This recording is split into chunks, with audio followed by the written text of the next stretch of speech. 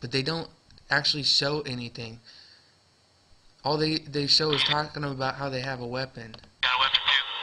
Hotel 26, Crazy Horse 18, have 5 to 6 individuals with AK-47s. Request permission to engage. Roger that. We have no personnel east of our position, so you are free to engage over. Alright, we'll be engaging. Roger, go ahead. I can't get them now because they're behind that building. Anybody got an element? He's got an RPG. Alright, we got a guy with an RPG. I'm gonna fire. Okay, now hold on, let's come around behind buildings right now from our point of view. So all you hear him say here is that he has an RPG and they have weapons. Star, Pentagon correspondent Barbara, this video, what do we see from it? And then who does he bring on the show? The Pentagon correspondent. But now, listen to what she says here. Listen very carefully. Like they were asking for permission to engage. That means to fire, but we don't actually see the shots being fired. We do not, Wolf. Out of respect for the families of the 2 Iraqi employees of the Reuters news organization that were killed in this, we are not showing, after the video that you just saw here, it gets very brutal. Okay, notice how she says, we are not showing. That means that the Pentagon, this is the Pentagon correspondent, is in control of what CNN does and does not show. She says, we are not showing. She didn't say, you are not showing. She just says, we are not showing. Then it's even more absurd what she just said. She said that they're not going to show it out of respect for the journalist families. Okay, what do you think the journalist families want to see? They want the American populace to see what actually happened here. It's completely absurd. And it's even more crazy when you think back to about a year ago when the protests in Iran were going on and that beautiful Iranian woman, Neda, they showed the graphic images of her being killed, supposedly. Well, that all fit into their Zionist agenda of trying to overthrow the Iranian government. But, the crazy thing is, I've learned recently that that video was completely faked. It was fabricated.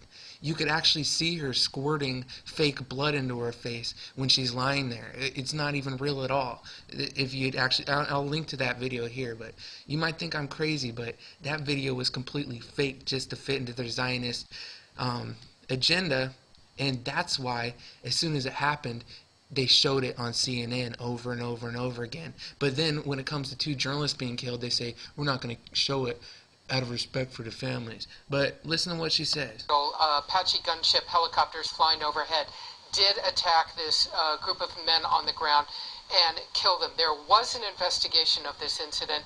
The Army found no one at fault, that the units in the air, the helicopters in the air, had no reason to believe that there were journalists there on the ground with the insurgents. They say that nearby U.S. troops had come under attack and that this shooting, which we are not showing the specifics of, was justified. Nonetheless, it is a grim reminder of okay, so let's just take a look at how they frame this whole thing here. It's nothing but CIA damage control.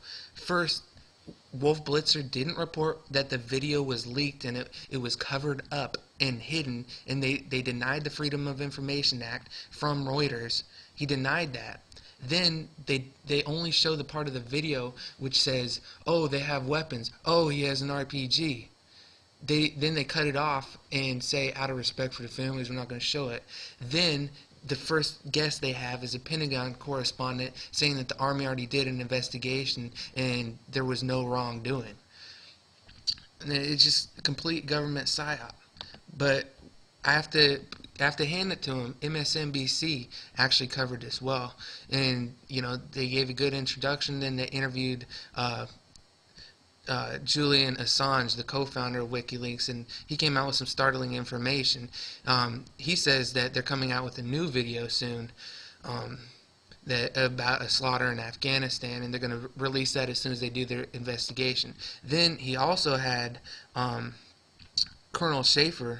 Colonel Schaefer on there, and he says that the they did not follow the rules of engagement at all. If they were following the rules of engagement, they would have been trying to capture him for interrogation, but instead they were just trying to get the high score. When you're using aviation as a primary source of delivery of weaponization of combat, of firepower, you've got to be very, very precise. This is what General Let's see if I can find. Oh, here we go.